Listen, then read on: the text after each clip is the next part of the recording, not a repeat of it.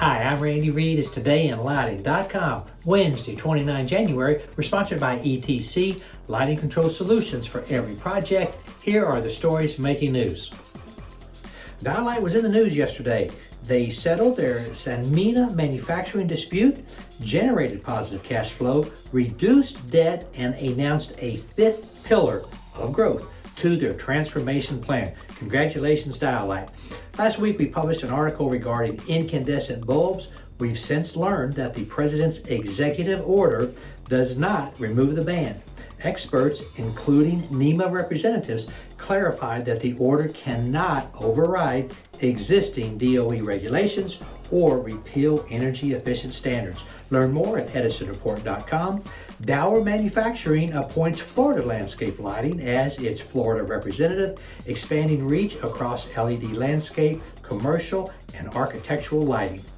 Pull Logic will debut its advanced AI-driven solutions at NEMR 25, showcasing tools to optimize demand forecasting, inventory management, customer service, and more.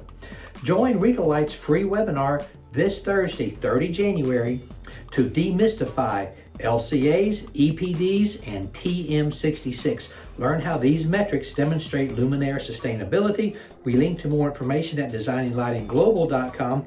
And remember, the U.S. is adopting a lot of the European standards, so this seminar is important worldwide.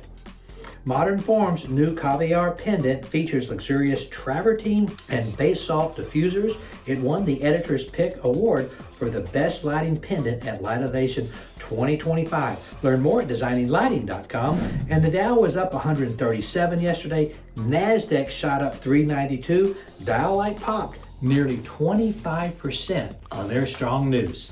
That's it. Go light up the world. Have a great day. Pray for peace.